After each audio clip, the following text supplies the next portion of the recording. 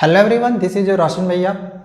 आज का यह वीडियो उन बच्चों के लिए है जिनको मैथमेटिक्स से डर लगता है या फिर उनको ऐसा फील हो रहा हो कि हम मैथमेटिक्स में कहीं फेल ना हो जाए। इस वीडियो को देखने के बाद ना सिर्फ आप पास करोगे बल्कि अपने बोर्ड की परीक्षाओं में 50 से 70 नंबर तक आप इजीली स्कोर कर सकते हो। आज मैं आपको जितने भी क्वेश्चंस करवाने जा रहा हूँ या फिर जो चीज़ें बताने जा रहा हूँ, बट आपको इतना करना पड़ेगा। अगर आप इतने चीज़ों को कर लेते हो तो आपका नंबर बहुत ही अच्छा आएगा। ठीक है, तो चलिए वीडियो शुरू करते हैं और जो इम्पोर्टेंट चीज़ें हैं आपको मैं यहाँ पे समझाता हूँ। देखो, चैप्टर वाइज जितने भी चैप्टर्स हैं ना, मैं आपको सारे चैप्टर का अभी एक एक करके जो उसके कॉन्सेप्ट है वो भी क्लियर करवाते जाऊँगा एंड जो क्वेश्चन आपकी बोर्ड की परीक्षा में है वो भी आपका मिल जाएगा। ठीक, पहला चैप्टर क्या है? Real numbers. अब भाई रियल नंबर से आपके परीक्षा में कितने नंबर का क्वेश्चन आएगा? तो केवल 6 नंबर का क्वेश्चन आएगा। ठीक है, अब ये जो 6 नंबर का क्वेश्चन रहेगा ना, तो याद रखो कि इसमें से एक क्वेश्चन 3 नंबर में रहेगा, एक क्वेश्चन 2 नंबर में रहेगा और एक क्वेश्चन 1 नंबर में रहेगा। अब मैं आपको 3 नंबर वाला क्वेश्चन भी बता रहा हूँ कौन सा आएगा, 2 नंबर वाला भी बताऊंगा और 1 नंबर वाला भी बता दूंगा। ठीक, अब पहले मैं आप लोग को यहाँ पे ये जो क्वेश्चन दिखा रहा हूँ, ये जो क्वेश्चन हमने आप लोग को यहाँ पे लिख के दिया हुआ है ना, ये 1 नंबर का क्वेश्चन है एंड ये क्वेश्चन आपके पेपर में छपा हुआ रहेगा, चाहे आपने बेसिक लिया हो या स्टैंडर्ड लिया हो। मैं दोनों तरह के बच्चों के लिए ये वाली वीडियो अभी बना रहा हूँ। ठीक है, दोनों के पेपर में ये आएगा। तो क्वेश्चन में आपका एक तो ऐसा रहेगा जिसमें अब देखो, ऐसा कोई ज़रूरी नहीं है कि सेम यही क्वेश्चन आपके पेपर में छपा हुआ रहेगा, सेम नहीं रह सकता है। मे बी कि सेम आ जाए लेकिन कोई ज़रूरी नहीं है कि सेम ही रहेगा। मे बी कि जो नंबर्स होंगे वो इधर उधर होंगे, लेकिन क्वेश्चन एचसीएफ एलसीएम निकालने के लिए एक जरूर आएगा।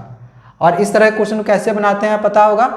एक्स की जो वैल्यू दी गई है, हम इसको यहाँ पे लिख लेते हैं आंसर में। एक्स की ये जो वैल्यू दी गई है वो कितनी दी गई है? a² b का पावर 5। ठीक, y की वैल्यू कितनी दी गई है?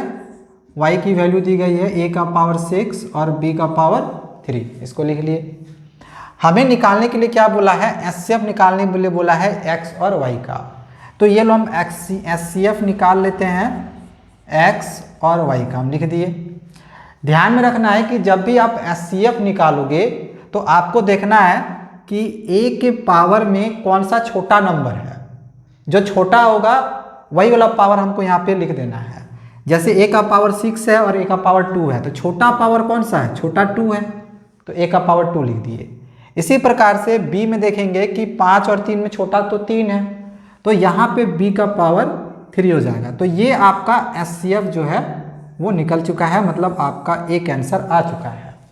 आप देखो, सीबीएसई देती है आपको स्टेप वाइज मार्किंग। अगर ये क्वेश्चन 2 नंबर में आया तो आपको हाफ मार्क्स करके यहाँ मिलेगा और हाफ मार्क्स भी ऐसे मिलता है। ठीक है, स्टेप वाइज मार्किंग मिलता है। तो कहीं एक जगह आप गलती भी करते हो तो कोई दिक्कत नहीं है, आपको मार्क्स मिल जाता है। चलो ठीक है, अगला बढ़ते हैं। हमें निकालना है एलसीएम। तो एलसीएम निकालने के लिए सिंपली हम यहाँ पे क्या करेंगे? एलसीएम लिखेंगे। एलसीएम किसका? एक्स वाई का लिख दिए। चलो ठीक है, अब हमें एलसीएम जब निकालना रहेगा तो देखेंगे बड़ा पावर। जब एचसीएफ निकालते हैं तो देखते हैं छोटा पावर, और जब एलसीएम निकालते हैं तो देखते हैं बड़ा पावर। अब इन दोनों में देखो, बड़ा पावर कौन है? 6 है, तो a का पावर 6 लिखेंगे। और b में देखेंगे बड़ा पावर कौन सा है? 5 है, तो b का पावर यहाँ पे 5 लिखेंगे। तो जो एलसीएम है इसकी वैल्यू निकल गई a का पावर 6 b का पावर 5, और यही आपका आंसर हो जाएगा। तो ये क्वेश्चन ना आपके परीक्षा में ना छपा हुआ रहेगा। मैं गारंटी करता हूँ कि 1 नंबर का मल्टीपल चॉइस में ये क्वेश्चन आपका दिया हुआ रहेगा।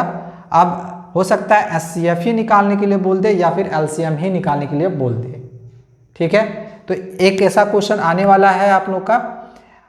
अब मैं आप लोग को बताता हूँ कि जो 2 मार्क्स के क्वेश्चन होंगे, जो 2 मार्क्स वाला क्वेश्चन रहेगा और जो 3 मार्क्स वाला क्वेश्चन रहेगा, ये कौन सा आप लोग का आने वाला है। तो देखो, 2 और 3 मार्क्स में आप लोग का ये क्वेश्चन रहने वाला है। ये आपका रहेगा 3 मार्क्स में ये वाला क्वेश्चन।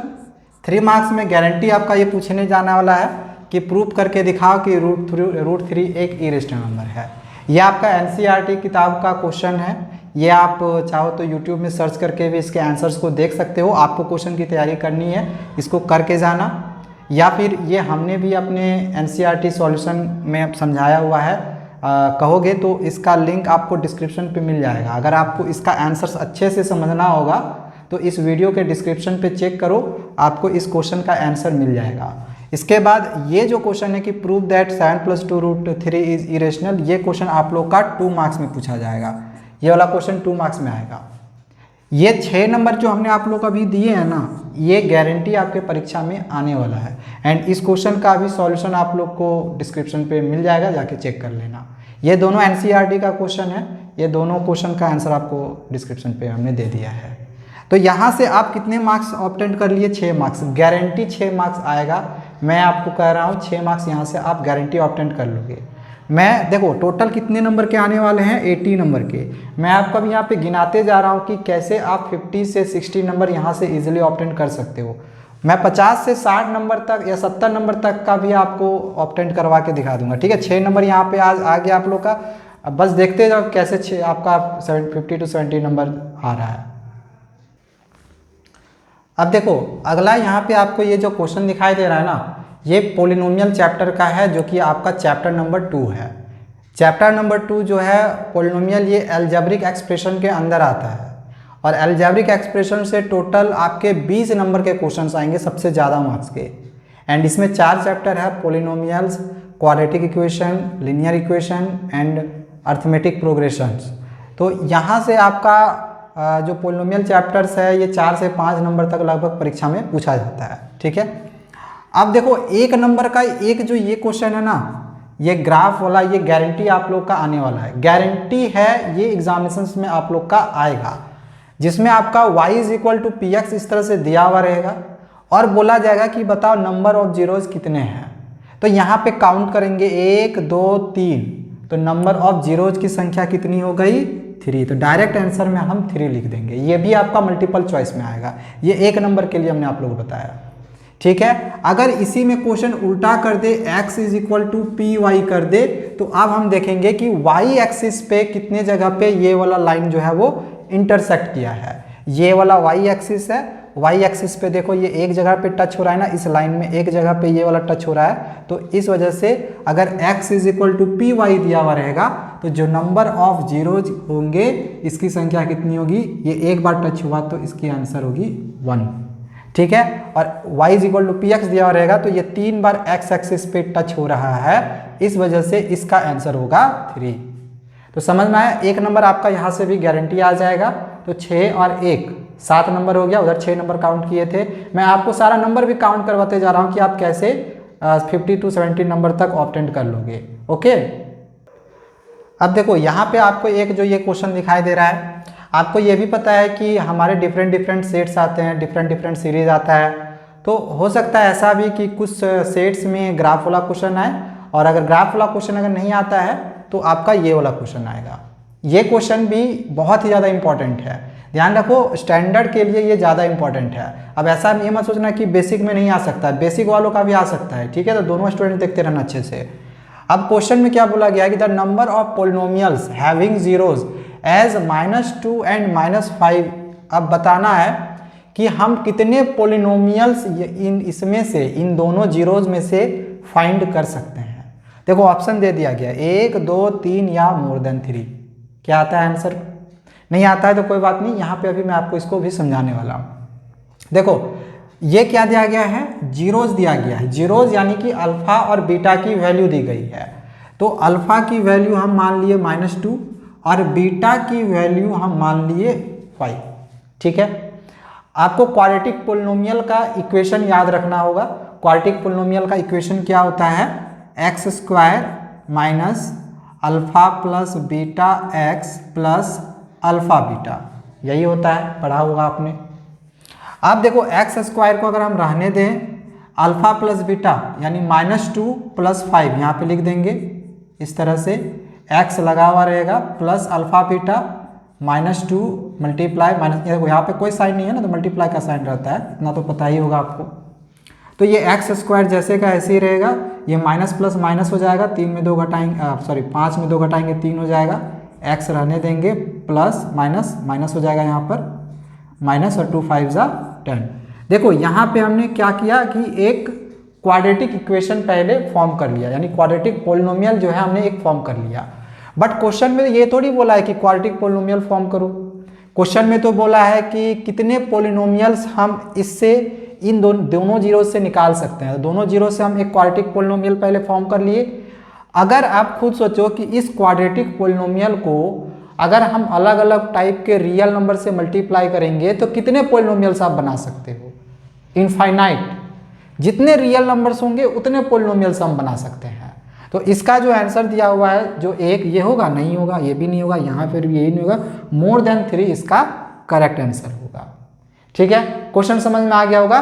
ध्यान रखना इस चीज को कि दो क्वाड्रेटिक पोलिनोमियल से हम इनफाइनाइट पोलिनोमियल बना सकते हैं। दो जीरो से हम इनफाइनाइट पोलिनोमियल बना सकते हैं। ठीक है, अगर जीरोस दिया हुआ हो उससे हम इनफाइनाइट पोलिनोमियल बना सकते हैं, या तो कोई क्वाड्रेटिक पोलिनोमियल दिया हुआ हो तो उससे भी हम इनफाइनाइट पोलिनोमियल बना सकते हैं। क्लियर है? अब देखो अगला ये जो क्वेश्चन आपका दिया हुआ है ना, एक क्वेश्चन आप लोग का 2 मार्क्स में या तो फिर 3 मार्क्स में, स्टैंडर्ड बेसिक दोनों के लिए ये क्वेश्चन आपका पूछा जाता है के की वैल्यू फाइंड करने के लिए। ठीक है, इस तरह का एक क्वेश्चन रहेगा जिसमें आपको के का वैल्यू फाइंड करने के लिए दिया हुआ रहेगा, जिसमें से बोलेगा कि एक जीरो जो है वो गिवन दिया हुआ है, एक जीरो गिवन दिया हुआ रहेगा। ध्यान रखना, जरूरी नहीं कि क्वेश्चन में सेम वैल्यू रहे। क्वेश्चन में आपके परीक्षा में वैल्यू डिफरेंट रह सकता है, लेकिन क्वेश्चन ये जरूर आएगा। ठीक है, वैल्यू डिफरेंट रह सकता है लेकिन क्वेश्चन इस तरह का रहेगा जिसमें एक जीरोस दिया हुआ रहेगा। जैसे क्वेश्चन पढ़ रहे कि फाइंड द वैल्यू ऑफ के की वैल्यू फाइंड करनी है if -1 is a zero of the fx, -1 एक जीरोस दिया हुआ है। ठीक है, तो हमें इस के की वैल्यू फाइंड करनी है। तो कैसे फाइंड करेंगे? तो सबसे पहले ये जो fx की वैल्यू दी गई है ना, तो fx बराबर अगर हम जीरो कर दें, क्योंकि हमें जीरोस फाइंड दिया गया है, तो 1 अगर हम इसके जगह पे रख देंगे ना f1, तो बराबर इसका वैल्यू 0 हो जाएगा। ठीक है, तो जहाँ जहाँ x हम रखे हैं ना वहाँ वहाँ क्या करेंगे, हम 1 वैल्यू को पुट कर देंगे। -1 है तो -1 पुट करेंगे। जो भी वैल्यू दिया हुआ रहेगा, मतलब जो भी जीरोज रहेगा उसको हम x के जगह पे पुट करते जाएंगे। तो ये k है, हम इसको k रहने देते हैं। x के जगह पे -1 पुट कर दिए, फिर माइनस है 4 है, फिर x के जगह पे -1 पुट कर दिए, फिर प्लस k बराबर 0। तो इसको सॉल्व करेंगे तो -1 का स्क्वायर तो 1 हो जाएगा, तो डायरेक्ट यहाँ पे k रखेंगे। ठीक है, फिर माइनस माइनस ये प्लस हो जाएगा, 4 1 जा 4 और ये प्लस k इक्वल टू 0। तो इस तरह से यहाँ पे हम देख रहे हैं कि k मिलके ये 2k हो गया, प्लस 4 इक्वल टू 0 हो गया। 4 उस साइड चला जाएगा तो 2k इक्वल टू प्लस उधर गया तो -4 हो जाएगा। सही है, देन 2 जो है नीचे आ जाएगा तो 4/2 होके कट जाएगा, 2 2 जा 4। तो k की वैल्यू हम कितनी फाइंड कर लिए, 2। तो बस इस तरह से आपको k की वैल्यू फाइंड कर लेनी है। क्वेश्चन को अच्छे से पढ़ना, समझने का कोशिश करना। क्वेश्चन में यहाँ पे बोला गया है कि एक जीरोस दिया हुआ है तो आपको k की वैल्यू फाइंड करनी है। क्वेश्चन समझ में आया? यह आपका 2 मार्क्स में या तो 3 मार्क्स में भी पूछा जा सकता है। देखो इसके पहले अभी मैंने आपको जो क्वेश्चन बताया था तो यहाँ तक इक्वेशन हमने सही निकाला था, उसके बाद थोड़ी सी मिस्टेक हो गई थी। ठीक है, तो मैं वहाँ पे उस मिस्टेक को यहाँ पे सुधार दे रहा हूँ। हमने क्या किया था कि जब 4 को उधर किए थे तो वो प्लस माइनस में हुआ था, ये तो किए थे, बट जब हम आंसर निकाले तो इस माइनस को हटा दिए थे। ये माइनस लगा हुआ था ना, तो k का वैल्यू -2 होता। इससे पहले अभी हमने उसमें 2 कर दिया था, माइनस को हटा दिया था, तो ये माइनर मिस्टेक था। ठीक है, चलो आगे हम बढ़ते हैं। अब देखो यहाँ पर भी हमें k की वैल्यू ही फाइंड करनी है, लेकिन यहाँ पे क्वेश्चन थोड़ा सा डिफरेंट है। क्वेश्चन क्या है कि if alpha and beta are zeros of the polynomial, अगर अल्फा और बीटा जीरोज है पोलिनोमियल का, कौन सा पोलिनोमियल का, तो इस पोलिनोमियल का, तो k की वैल्यू फाइंड करो भाई। ये वाला जो k है इसकी वैल्यू फाइंड करो, जिसमें दे दिया गया है कि अगर alpha square plus beta square equal to 40 दिया हुआ हो। अब भाई इसको कैसे करेंगे? एक जीरोस दिया हुआ रहता है तो डायरेक्ट हम पुट करके k की वैल्यू फाइंड कर सकते थे जो इससे पहले किए, बट यहाँ तो ऐसा कुछ है नहीं। तो अब करना क्या होगा, देखो सबसे पहले इस क्वेश्चन को यहाँ पे हम सॉल्व करते हैं। इसको लिखेंगे fx equal to x square minus 6x plus के। ठीक है, अब आपको पहले ना अल्फा प्लस बीटा और alpha minus beta alpha beta, alpha plus beta और अल्फा बीटा, इसकी वैल्यू फाइंड करनी होगी, यानी सम ऑफ जीरोज और प्रोडक्ट ऑफ जीरोज, इसकी वैल्यू फाइंड करनी होगी। तो सम ऑफ जीरोज यानी कि अल्फा प्लस बीटा, इसका फॉर्मूला याद होगा, क्या होता है, माइनस बी बाई ए। ठीक है, ये होता है एक्स स्क्वायर का जो कॉफिशिएंट है, मतलब इसके साथ जो नंबर लगा हुआ रहेगा, कोई नंबर नहीं यानी 1 है, तो ये होता है ए की वैल्यू। एक्स का जो कॉफिशिएंट है -6, ये होता है बी का वैल्यू, और इधर वाला होता है कांस्टेंट टर्म यानी कि सी का वैल्यू। तो माइनस हम रहने देंगे, बी की वैल्यू कितनी है, तो -6 है, -6 लिख दिए, और बाई में ए की वैल्यू कितनी है, 1 है, 1 लिख दिया, माइनस माइनस प्लस हो गया 6। तो अल्फा प्लस बीटा का वैल्यू हम 6 निकाले। अब हम अल्फा बीटा की वैल्यू फाइंड करेंगे। अल्फा बीटा का फॉर्मूला क्या होता है, सी बाई ए, फॉर्मूला याद रखते जाना। ओके, अब सी क्या है, तो सी का वैल्यू के है, और ए क्या है, ए की वैल्यू 1 है, तो यहाँ से नीचे 1 रखते हैं नहीं, के निकाल लिए। चलो अल्फा प्लस बीटा और अल्फा बीटा की वैल्यू फाइंड किए। अब सर अब क्या करें, तो चलो आगे मैं यहाँ पे आपको इसका सॉल्यूशन करके दिखाता हूँ। ठीक है, देखो यहाँ पे हमें ये चीज़ गिवन दी गई थी, alpha square plus beta square equal to 40, ये गिवन दिया गया था। ठीक है, अल्फा स्क्वायर है। अब आपको ए स्क्वायर प्लस बी स्क्वायर का फॉर्मूला याद होगा, अलजेब्रिक एक्सप्रेशन में इससे पहले क्लासेस में ऑलरेडी पढ़ा हुआ होगा। ए स्क्वायर माइनस बी स्क्वायर का फॉर्मूला होता है ए प्लस बी इंटू ए माइनस बी, और ए स्क्वायर प्लस बी स्क्वायर का फॉर्मूला होता है ए प्लस बी का होल स्क्वायर माइनस 2ab, ये होता है फॉर्मूला। ठीक है, इक्वल टू 40 हम यहाँ पे कर दिए। अब अल्फा प्लस बीटा की जो वैल्यू हम यहाँ पे फाइंड किए थे 6, इसके जगह पे पुट करेंगे, तो 6 है, स्क्वायर कर देंगे, अल्फा प्लस बीटा की जगह 6 स्क्वायर रहने दिए, माइनस है, माइनस रखेंगे 2, अल्फा बीटा की वैल्यू कितनी दी गई है, के, तो यहाँ पे के लिख देंगे, इक्वल टू 40 जैसे का वैसे उतार दिए। ठीक है, अब 6 का स्क्वायर करेंगे तो 6 6 36 होगा, माइनस है, 2 को के से मल्टीप्लाई करेंगे, 2k इक्वल टू 40 हो गया। अब बस इसको क्या करते जाना है, सॉल्व करते जाना है, इसको बस सॉल्व करते जाओ, और -2k इसको रहने देते हैं, 36 उधर चला जाएगा तो -36 होगा, तो -2k बराबर घटा लो कितना होगा, 4 होगा, तो 2 नीचे आ जाएगा। ठीक है, तो k की वैल्यू कितनी होगी, -4/2, माइनस भी तो उधर चला जाएगा ना, तो -2 निकल जाएगा, तो k का वैल्यू यहाँ से कितना निकाल लिए, -2। तो बस आपका यहाँ पे जो आंसर है वो आ चुका है। ठीक है, क्लियर है, कोई दिक्कत नहीं है बच्चों को। ओके, समझ में आ गया होगा। चलो अगला क्वेश्चन को हम देखते हैं। तो अब आगे हम अगला चैप्टर में आ चुके हैं, जो कि है लीनियर इक्वेशंस इन 2 वेरिएबल्स।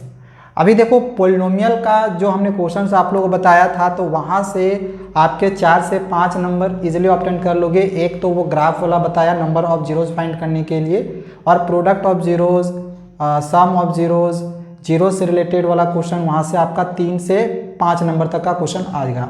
तो वहाँ से आप पॉलिनोमियल से 5 से 6 नंबर इजीली ऑब्टेन कर लोगे। रियल नंबर से हमने 6 नंबर आप लोगों को दिलाया था, यहाँ से पॉलिनोमियल से आप 6 नंबर या 5 ही नंबर, चलो चलते हैं 5 ही नंबर मानते हैं, तो 6 और 5 कितना हो गया, 11 नंबर आप इजीली ऑब्टेन कर लोगे, कोई दिक्कत नहीं है, क्वेश्चन आपका यहाँ से आ जाएगा। 11 नंबर मतलब अभी तक आप इस वीडियो में सीख चुके हो, 18 मिनट की वीडियो में आपने सोच लो 11 नंबर स्कोर कर चुके हो। अब आ जाओ यहाँ पे लीनियर इक्वेशन इन 2 वेरिएबल्स में। तो इसके लिए आपको ये याद रखना है कि अगर a1/a2 नॉट इक्वल टू रहे b1/b2 का, अब देखो सर ये a1 a2 b1 b2 क्या है हमको नहीं पता, समझाइए। देखो यहाँ पे 2 इक्वेशन दिया हुआ है, ये पहला इक्वेशन, ये दूसरा इक्वेशन। तो ये हो गया a1 की वैल्यू, ये हो गया b1 की वैल्यू, ये हो गया c1 की वैल्यू, ये हो गया a2 की वैल्यू, ये हो गया b2 की वैल्यू, और ये हो गया c2 की वैल्यू। तो अगर a1/a2 मतलब इन दोनों को बाई में करें, और अगर हम b1/b2 को भी बाई में करें, और दोनों की वैल्यू अगर इक्वल नहीं आई, तो कहेंगे कि वो इंटरसेक्टिंग लाइंस होगा, और जो इंटरसेक्टिंग लाइंस होते हैं उनका एग्जैक्टली एक सॉल्यूशन होता है। इंटरसेक्टिंग लाइंस मतलब समझ रहे हो ना, कि ग्राफ जब बनेगा ना तो इस तरह से लाइंस इंटरसेक्ट कर जाएगा, समझ में आ गया होगा ये चीज़। वहीं अगर A1 by A2 equal to B1 by B2 equal to C1 by C2 रहे, सारा इक्वल रहे, तो ये होता है कोइंसिडेंट, यानी ये होता है मैनी सॉल्यूशन। इसमें बहुत सारा सॉल्यूशन निकल सकता है। सर कोइंसिडेंट का मतलब क्या होता है? तो ग्राफ में जैसे एक बार ग्राफ प्लॉट किए तो कुछ ऐसा निकला, अब इसके बाद दूसरा भी जो वैल्यू हम निकालेंगे ना, तो वो इसी के ऊपर ग्राफ बन जाएगा, तो इसी के ऊपर ग्राफ बनेगा तो वो होता है कोइंसिडेंस। ठीक है, इसके बाद थर्ड में आते हैं, अगर A1 by A2 equal to B1 by B2 not equal to C1 by C2 रहे, तो ये होता है पैरेलल लाइंस, यानी कि नो सॉल्यूशन, इसमें सॉल्यूशन निकलता ही नहीं है। तो इसकी ग्राफ बनती है कुछ ऐसे, दोनों पैरेलल होगा, आपस में कहीं इंटरसेक्ट नहीं करेगा। तो समझ में आ गया होगा। आपको ये वाला टेबल याद करना है, यहाँ से क्वेश्चन बनता है एग्जामिनेशंस में, क्वेश्चन बनेगा। अभी मैं आपको क्वेश्चन कैसा आएगा ये भी बता रहा हूँ। ठीक है, अब देखो क्वेश्चन जैसे वो यहाँ पे मान के चलो एक क्वेश्चन हमने लिया हुआ है, अब ये क्वेश्चन दिया हुआ है, अब एग्जामिनेशन से पूछ दे कि बताओ कि ये जो इक्वेशन दिया गया है ये कंसिस्टेंट है या इनकंसिस्टेंट है। तो अभी आप सोचोगे सर आपने तो ये सब बताया, कंसिस्टेंट इनकंसिस्टेंट बताया ही नहीं। अभी बता रहा हूँ, देखो अगर एग्जैक्टली एक सॉल्यूशन या फिर मैनी सॉल्यूशन हो, यानी कि अगर एक भी सॉल्यूशन निकलेगा तो वो कंसिस्टेंट होगा, एक भी सॉल्यूशन निकलेगा तो वो क्या होगा? कंसिस्टेंट होगा। इसको याद रख लेना, एक भी सॉल्यूशन निकलेगा तो वो कंसिस्टेंट होगा, और अगर एक भी सॉल्यूशन नहीं निकला तो वो इनकंसिस्टेंट होगा। समझ में आ गया? तो हम पहले क्या करना होगा, पहले हमें ये फाइंड करना होगा। ठीक है, तो पहले हम A1 बाई A2 की वैल्यू फाइंड करते हैं। तो A1 की वैल्यू 1, A2 की वैल्यू 2, तो ये 1 बाई 2 हुआ। इसके बाद B1 बाई B2 की वैल्यू फाइंड करेंगे, तो B1 की वैल्यू -2, B2 की वैल्यू है -4। इस तरह C1 बाई C2 करेंगे, इसकी वैल्यू है 3 बाई 9। यहाँ तक समझ में आया? अब देखो ये अगर कटेगा तो काट देना, माइनस माइनस कट गया, 2 1 जा 2, 2 2 जा 4 एंड 3 1 जा 3, 3 3 जा 9। तो यहाँ पे देखो 1 बाई 2 ये तो इक्वल आया, लेकिन क्या ये भी 1 बाई 2 है? नहीं, ये सर इक्वल नहीं आया। ये दोनों इक्वल है 1 बाई 2 1 बाई 2, लेकिन ये 1 बाई 3 है, ये तो इक्वल नहीं है। तो ये कौन सा कंडीशन को सेटिस्फाई कर रहा है, ये या ये? खुद देखो, इसको सेटिस्फाई कर रहा है, किसको कर रहा है, किसको कर रहा है? देख लो, इसको सेटिस्फाई कर रहा है। देखो यहाँ पे ये इक्वल है, फिर नॉट इक्वल है, इक्वल है नॉट इक्वल, यानी इसको सेटिस्फाई कर रहा है ना। तो हम कह सकते हैं कि ये जो इक्वेशन है ये इनकंसिस्टेंट है। हमने इनकंसिस्टेंट पूछा था ना, ये जो इक्वेशन है ये क्या है? इनकंसिस्टेंट है, यानी कि इसमें कोई भी सॉल्यूशन नहीं निकलेगा, और जब हम ग्राफ बनाएंगे तो ये पैरेलल निकलेगा। क्वेश्चन समझ में आ गया होगा कैसा आएगा? सेम इसी टाइप का क्वेश्चन आपके परीक्षा में आएगा, एंड उम्मीद करता हूं कि आप इस क्वेश्चन को बना के आओगे। अब देखो आगे का यहाँ पे एक क्वेश्चन हमने लिया हुआ है कि solve for x and y। अब इस तरह से दो इक्वेशन दिया हुआ रहेगा और बोला जाएगा कि इसको x और y की वैल्यू फाइंड करो। अब इसमें x और y की वैल्यू हम फाइंड करते हैं दो मेथड से, एक हम एलिमिनेशन मेथड से भी फाइंड करते हैं और दूसरा सब्स्टिट्यूशन मेथड से भी फाइंड करते हैं। अब आपको अगर क्वेश्चन में गिवन दिया हुआ रहेगा कि इसी मेथड से फाइंड करना रहेगा तो आपको उसी से करना पड़ेगा। हालांकि सब्स्टिट्यूशन मेथड या एलिमिनेशन मेथड ऐसा कुछ एग्जामिनेशंस में नहीं आता है, तो टेंशन नहीं लो, कोई भी एक मेथड सीख के जाओ। एंड इन दोनों में से आसान है एलिमिनेशन मेथड, तो मैं आपको अभी इस वीडियो में एलिमिनेशन मेथड जो है वो सिखा रहा हूँ। सब्स्टिट्यूशन मेथड हालांकि ईजी है बट वो थोड़ा सा लॉन्ग प्रोसेस है, और एलिमिनेशन मेथड शॉर्ट प्रोसेस है, और ये 2 से 3 नंबर में आपका क्वेश्चन आ जाएगा। ठीक है, ज़्यादा लॉन्ग में आपका आएगा नहीं। तो इसको हम बनाएंगे एलिमिनेशन मेथड से। तो एलिमिनेशन मेथड से बनाने के लिए सबसे पहले हम इसको इक्वेशन इस तरह से मान लेंगे, इक्वेशन 1 2, ये दो इक्वेशन है, हम दोनों इक्वेशन को मान लिए, एक को 1 माने, दूसरे को हम 2 मानिए।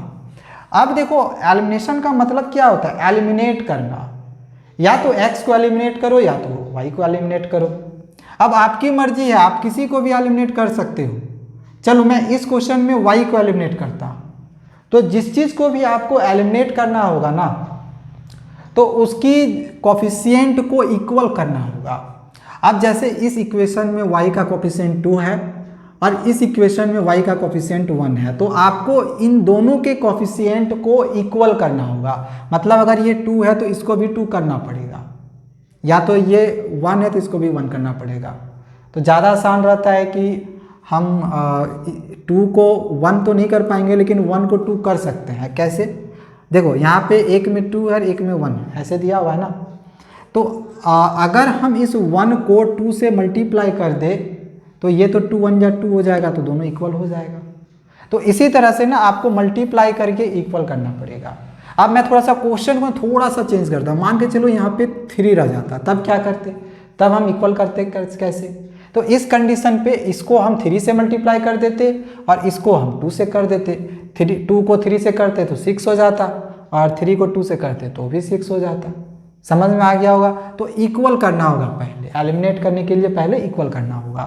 तो चलो इसको यहाँ पे 1 था तो इसको हमें 2 से मल्टीप्लाई करना पड़ रहा है, तो यहाँ पे मल्टीप्लाई नहीं करेंगे हम लोग, यहाँ पे ऐसे करेंगे मल्टीप्लाई 2।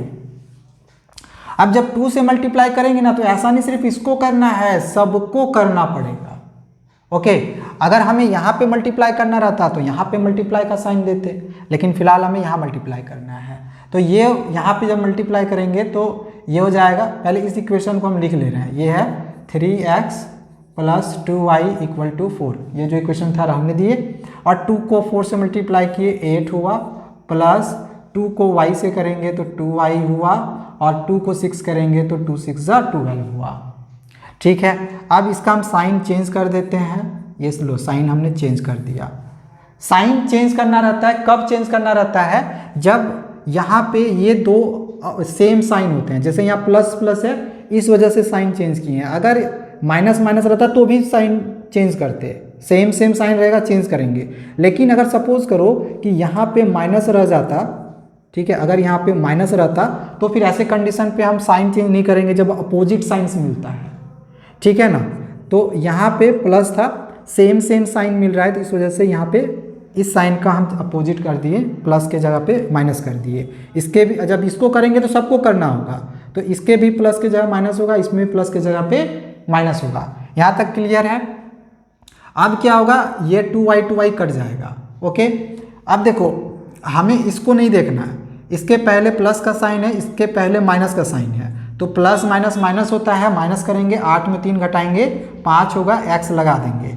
एंड ये दोनों में से बड़ा ये है, इसके पहले माइनस का साइन है तो माइनस का साइन लगा दिए, इक्वल टू है इक्वल टू दे दिए।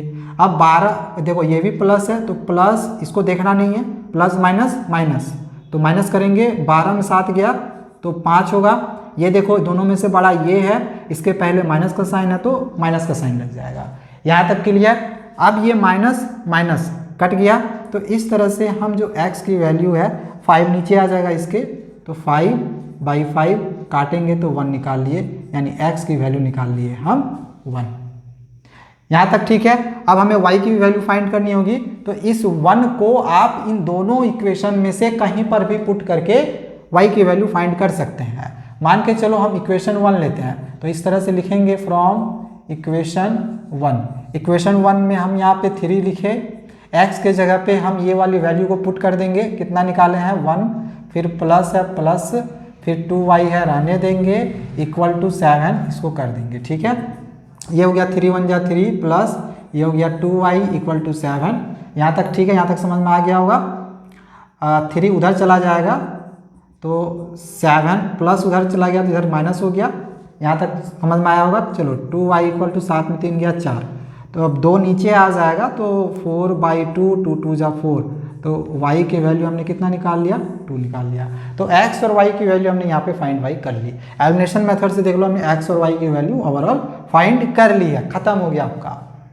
मतलब आपका लीनियर इक्वेशन से अगर ये क्वेश्चन कर लेते हो तो अब आपके एग्जामिनेशन में कोई भी क्वेश्चन आएगा लीनियर इक्वेशन से आप वो बना के आओगे, मैं आपको इस बात की गारंटी दे रहा हूँ।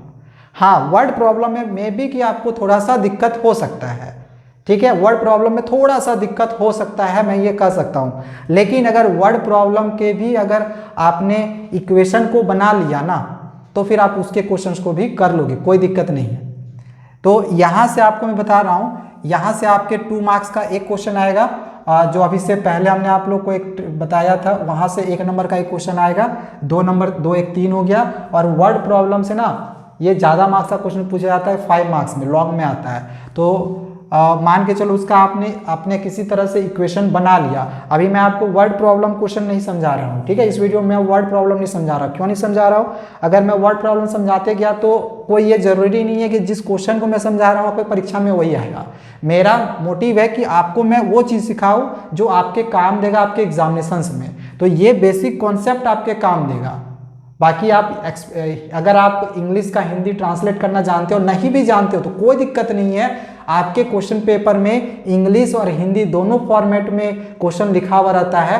क्वेश्चन को इंग्लिश में पढ़ना नहीं समझ में आया, हिंदी में पढ़ेंगे एंड उससे इक्वेशन को हम सेट करेंगे। एक बार इक्वेशन सेट हो गया इस तरह से हम सॉल्व कर देंगे, कोई दिक्कत नहीं है। आप जो वर्ड प्रॉब्लम क्वेश्चन है उसको भी बना लोगे तो हम उसमें 5 नंबर आपका ऐड कर लेते हैं, ठीक है। तो इधर 5 6 7 5 6 और 5 हुआ, 6 हुआ और 7 8 नंबर यहाँ से आपका आ जाएगा, ठीक है। तो इसके पहले हमने कितना नंबर आपको बताया था 11 एंड यहाँ चलो 8 आया। हम 8 नहीं लेते हैं, 7 ही लेते हैं या 6 ही लेते हैं, ठीक है। तो 11 और 6 नहीं 7 नंबर का आ जाएगा, चलो आ ही जाएगा, मुझे इतना यकीन है। तो 7 करेंगे 18 नंबर। मतलब कि अभी तक 30 मिनट की वीडियो हो चुकी है और इस 30 मिनट की वीडियो में आपने समझ लो 18 नंबर स्कोर कर लिया है। मतलब कि आप पास मार्क्स यहाँ से ले आए हो, क्योंकि 10th वालों को पास करने के लिए सिर्फ 15 नंबर लाए हैं, सिर्फ 15 नंबर लाना है। तो अगर आपको सिर्फ पासिंग मार्क्स चाहिए तो केवल ये 3 चैप्टर करके आप पास करके आओगे, ये मैं आपको गारंटी दे रहा हूँ, ठीक है। अब चलो आगे और मैं आपको मार्क्स को बढ़ाता हूँ, कैसे, वीडियो को आगे देखो। तो चलो अभी तक हम लोग 18 नंबर तक ला चुके हैं एंड अब हम आ गए हैं अपने नेक्स्ट चैप्टर पे जो कि है क्वाड्रेटिक इक्वेशन। अब देखो क्वाड्रेटिक इक्वेशन से एक आध ग्राफ आपका आ सकता है। तो ग्राफ के लिए थोड़ा सा कुछ ट्रिक है आपको मैं बता दे रहा हूँ। सबसे पहले याद रखना कि जो क्वाड्रेटिक इक्वेशन का जो ग्राफ बनता है ना वो पाराबोलिक बनता है। याद रखना क्वाड्रेटिक इक्वेशन का जो ग्राफ बनता है वो कैसा बनता है, पाराबोलिक बनता है। यानी कि अगर पावर x का 2 रहेगा तो पाराबोलिक बनेगा। बस इसका एक पहला चीज़ याद रखना। दूसरा चीज़ याद रखना कि अगर ये a की वैल्यू, ये है क्वाड्रेटिक इक्वेशन, इस क्वाड्रेटिक इक्वेशन में अगर इस a की वैल्यू 0 से बड़ा रहे, जैसे अगर इस तरह से रहे 2x² + 3x - 3 ऐसा रहे, अगर ये वाली वैल्यू x² का कोफिशिएंट अगर 0 से बड़ा रहे, जो कि ये 0 से बड़ा है, तो जो ग्राफ बनता है वो अपवर्ड्स बनता है, पाराबोलिक ऐसे बनता है, ठीक है। वहीं अगर 0 से छोटा रहता, जैसे 0 से छोटा कौन सा होगा, नेगेटिव में होगा। अगर ये -x² + 4x + 3 कुछ इस टाइप में रहता, तो ये a की वैल्यू -5 आई है तो 0 से ये छोटा है। तो ऐसे कंडीशन पे अगर 0 से छोटा रहे a की वैल्यू यानी इसकी वैल्यू, तो फिर ये जो ग्राफ बनता है ना वो इस प्रकार से डाउनवर्ड्स बनता है, मतलब डाउनवर्ड्स पाराबोलिक बनता है। ग्राफ पाराबोलिक ही है, इसको इस तरह के ग्राफ को हम लोग पाराबोलिक ग्राफ कहते हैं। समझ में आ गया होगा, a की वैल्यू 0 से बड़ा रहेगा अपवर्ड्स, a की वैल्यू 0 से छोटा रहेगा तो डाउनवर्ड्स। ये दो चीज़ पहले याद रखना। तो देखो अब जो है वो नेक्स्ट हम आ चुके हैं नेचर ऑफ द रूट्स में। तो नेचर ऑफ द रूट्स में यहाँ से आपका 2 नंबर का क्वेश्चन आएगा। ग्राफ वाला क्वेश्चन आ भी सकता है, नहीं भी, अगर आता है तो मल्टीपल चॉइस में आएगा। ग्राफ वाला गारंटी नहीं है, लेकिन बेसिक नॉलेज के लिए हमने आप लोगों को बता दिया है, मे भी किसी सेट्स में वो रह जाए, ठीक है। तो ग्राफ वाला का मार्क्स मैं आप लोग को यहाँ पे नहीं जुड़वाऊंगा, ठीक है। मैं यहाँ से जुड़वाऊंगा क्योंकि यहाँ से आपके एग्जामिनेशन में एक क्वेश्चन 1 मार्क्स में रहेगा और एक क्वेश्चन 2 मार्क्स में रहेगा। मतलब कि 3 मार्क्स का क्वेश्चन यहाँ से आ जाएगा।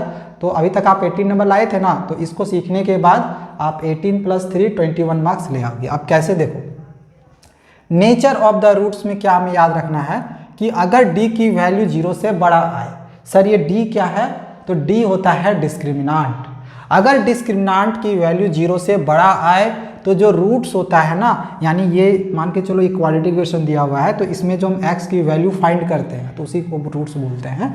तो जो रूट्स होता है ना वो रियल और अनइक्वल होता है। अब कभी कभी ना एग्जामिनेशंस में कंफ्यूज करने के लिए इस अनइक्वल के जगह पे ना डिस्टिंक्ट शब्द का इस्तेमाल कर देता है। तो कंफ्यूज मत होना कि अनइक्वल दे दिया डिस्टिंक्ट दे दिया, ये दोनों सेम चीज़ है, ठीक है। तो अगर d की वैल्यू 0 से बड़ा आए तो जो रूट्स होता है वो रियल और अनइक्वल होता है। समझ में आया। अगर d की वैल्यू 0 आए तो जो रूट्स होता है वो रियल और इक्वल होगा। मतलब जब d की x की जो वैल्यू होगी ना वो सेम रहेगी, दोनों रूट्स सेम रहेगा।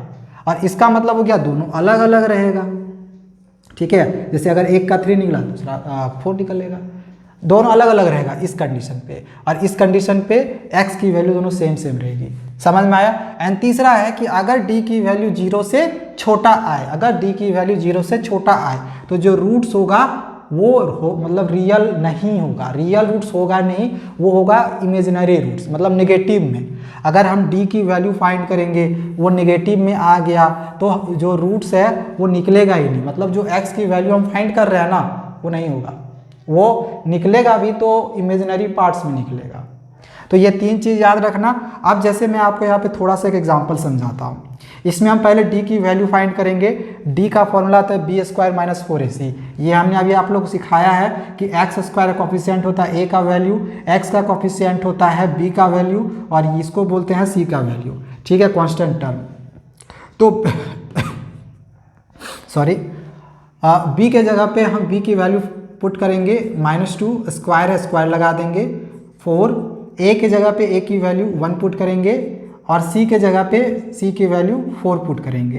तो ये 2 2 जा 4 हो गया, -4 4 जा 16 हो गया। ये देख लो b की वैल्यू किस में निकली, नेगेटिव में, माइनस में निकली। अब बताओ रूट्स क्या है, रियल इक्वल है, रियल इक्वल है कि रियल अनइक्वल है या नो रियल रूट्स है। अब खुद बोलो सर नो रियल रूट्स है, क्यों, क्योंकि d की वैल्यू नेगेटिव में निकली है। तो क्वेश्चन ऐसे ही आएगा, एक क्वाड्रेटिक इक्वेशन दिया हुआ रहेगा और बोलेगा कि बताओ तीनों में से क्या होगा, रूट्स इक्वल होगा, रियल और इक्वल होगा, रियल अनइक्वल होगा, या फिर रियल रूट्स नहीं होगा। तो ऐसे ही बनाना है। समझ में आ गया होगा। चलो इससे रिलेटेड एक क्वेश्चन और मैं आपको बताता हूँ। तो देखो अभी हमारे सामने यहाँ पे एक क्वेश्चन जो ये दिया गया है, ये आपका 3 मार्क्स में या 2 मार्क्स में पूछा जाएगा, जिसमें आप लोग को k की वैल्यू फाइंड करने के लिए दिया रहता है। इस तरह से एक क्वाड्रेटिक इक्वेशन दिया हुआ रहेगा, और इस तरह से ना यहाँ गिवन रहेगा कि जो रूट्स है वो रियल रूट्स है, रियल और इक्वल है कि रियल एंड डिस्टिंक्ट है, वो दिया हुआ रहेगा। क्वेश्चन में देखो क्या दिया है, सिर्फ बोला है रियल रूट्स, सिर्फ बोला है रियल रूट्स। अब ये नहीं दिया है कि रियल और इक्वल है कि रियल और अनइक्वल है, खाली बोला है रियल रूट्स है। इतना पता चला कि नो रियल रूट्स नहीं है। तो यहाँ पे ये दोनों कंडीशन सेटिस्फाई कर रहा है, d = v0 और d > v0, क्योंकि ये दोनों ही रियल रूट्स था। अगर क्वेश्चन में रहता है कि रियल और इक्वल है तो हम ये वाला लेते, अगर क्वेश्चन में बोलता है कि रियल और अनइक्वल है तो ये वाला लेते, या फिर रियल और डिस्टिंक्ट है तो ये वाला लेते। ठीक है, तो क्वेश्चन में तो सिर्फ बोला है रियल रूट्स है, यानी कि दोनों ये होगा। तो इसी इक्वेशन को क्या हम इस प्रकार से नहीं लिख सकते हैं, दोनों को मिला देंगे तो ऐसे लिख देंगे। तो इसी को ना हम ऐसे लिखेंगे, d > 0, मतलब d 0 से बड़ा भी है इक्वल भी है। ठीक है, अब d का फॉर्मूला b² - 4ac सिखा चुके हैं हम। यह है a की वैल्यू, ये पूरा है x को छोड़ के, b की वैल्यू, यह है c की वैल्यू। ठीक है, तो b² - 4ac, b की वैल्यू कितनी है तो -k √3, b स्क्वायर होता है स्क्वायर डाल दिए, -4ac, 4 a के जगह पे 3 है और c के जगह पे 4 है, बराबर 0 कर दिए। k का स्क्वायर करेंगे k स्क्वायर होगा, माइनस का स्क्वायर प्लस में हो गया, √3 का स्क्वायर, √3 × √3 3 हो जाता है, तो 3 को आगे कर देते हैं। ठीक है, 4 3 जा 12 और 12 4 जा 48 और इक्वल टू हो गया 0। ठीक है, 4 4 16 3 48 होता है। चलो ठीक है, यहाँ से अगर हम 3 को कॉमन निकाल ले तो k² 3 के टेबल में कितने बार में आएगा, 16 बार में, बराबर 0। इतना कर सकते हैं हम लोग। ठीक है, देन अब ये 0 के नीचे आ जाएगा तो k² -16 की वैल्यू कितनी निकल जाएगी, 0। अब इसको हम ऐसे नहीं लिख सकते हैं, k² 16 किसका स्क्वायर होता है, 4 का, तो 4 का स्क्वायर बराबर 0 कर सकते हैं। तो a² - b² के ये फॉर्म में आ रहा है, तो एक बार हम a + b लिख दिए और एक बार हम a - b लिख दिए, बराबर 0 कर दिए। ठीक है, यहाँ तक समझ में आ गया। अब प्लस है तो उधर चला जाएगा, तो k का वैल्यू यहाँ से -4 निकल जाएगा, और ये माइनस उधर चला जाएगा तो प्लस में हो जाएगा, यानी k की वैल्यू प्लस में हो जाएगी 1। तो देखो यहाँ पे हम एक चीज़ गड़बड़ क्या कर रहे हैं, गड़बड़ ये हो रहा है, इस तरह का मिस्टेक आपको नहीं करना एग्जामिनेशन में, वरना देखना नंबर कट जाएगा। ध्यान रखना इस चीज़ को। देखो > है, यहाँ पे हमने ग्रेटर देन लिखा ही नहीं, खाली इक्वल टू कर दिया है। ग्रेटर देन का भी आपको इस तरह से साइन देना है, ये आपको छोड़ना नहीं है, वरना फिर आपका फिर गड़बड़ हो जाएगा परीक्षा में। ठीक है, जितना इक्वल टू का होगा सबके जगह पे ग्रेटर देन का साइन देना है। ये मैंने जानबूझ के छोड़ा था ताकि मैं आप लोग को बाद में अच्छे से समझा सकूं, क्योंकि ये गलतियां बच्चे करते हैं। तो ये वाला जो आंसर है वो आप लोग का निकल गया है। तो ये आपका मैंने क्वालिटी क्वेश्चन करवा दिया, क्वालिटी क्वेश्चन खत्म, इससे ज़्यादा कुछ नहीं है। एक क्वेश्चन वर्ड प्रॉब्लम में आएगा, मैंने पहले ही कर दिया है कि अगर आप इक्वेशन सेट कर लिए तो वर्ड प्रॉब्लम के भी क्वेश्चन आप कर लोगे। तो 18 नंबर मैंने पहले भी बोला था आप लोगों को 18 नंबर आपने उधर लेकर आया है।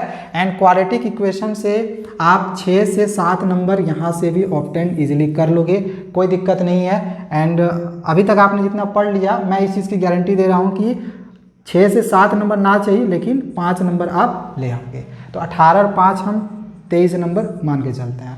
तो अभी तक आपने समझ लो 40 मिनट की वीडियो में 23 नंबर जो है वो स्कोर कर लिया है। देखो आप पूरे साल पढ़े हो, लेकिन मैं अभी सिर्फ आपको 40 मिनट ही पढ़ाया हूँ, 40 मिनट में आपने 23 नंबर लेकर आ रहा है। अब इसके बाद चलो आगे मैं आपको दूसरे चैप्टर का भी बताता हूँ। देखो आपको मैं अर्थमेटिक प्रोग्रेशंस में सिर्फ एक ये वाला क्वेश्चन बताऊंगा, और सिर्फ एक ये क्वेश्चन से ना आपके जितने भी ये अर्थमेटिक प्रोग्रेशंस के कॉन्सेप्ट है आपको वो समझ में आ जाएगा। पूरा अर्थमेटिक प्रोग्रेशन आपको सिर्फ इस क्वेश्चन से समझ में आ जाएगा। ये कुछ ऐसा क्वेश्चन नहीं है। एंड ये क्वेश्चन आपके परीक्षा में 100% गारंटी आएगा, वो भी 5 मार्क्स पर तक में। तो अभी तक अगर आपने 23 नंबर लाया है तो अर्थमेटिक प्रोग्रेशन से भी आपका 5 से 6 नंबर का आ जाएगा, मतलब कि आपका यहाँ से 28 नंबर तक सिक्योर कर लोगे।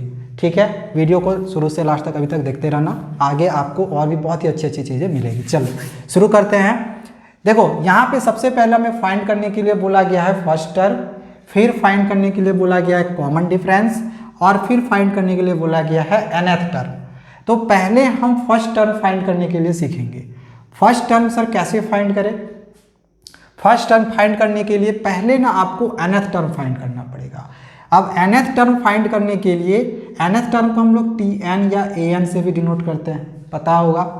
तो इसका ना एक फॉर्मूला होता है, याद रख लेना, Sn माइनस Sn माइनस 1। बस इस फॉर्मूला को याद कर लो, कोई भी क्वेश्चन आपका बन जाएगा।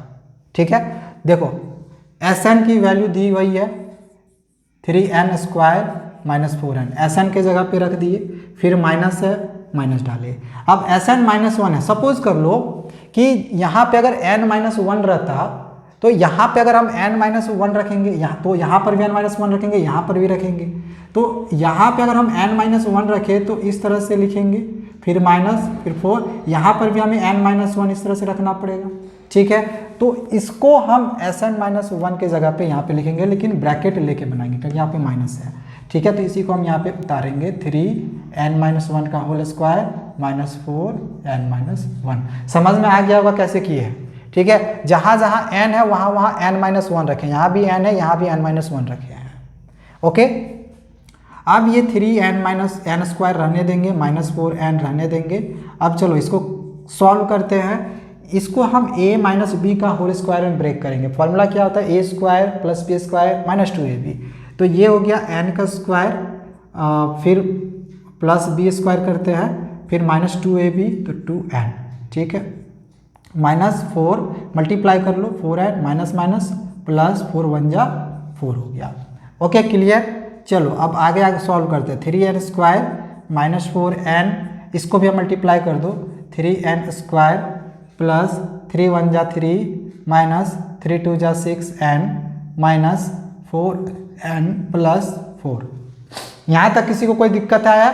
नहीं आया सर। चलो आगे, ये हो गया 3n स्क्वायर माइनस 4n, फिर माइनस रहने देंगे, n स्क्वायर एक ही जगह पे है, इसको रहने देते हैं।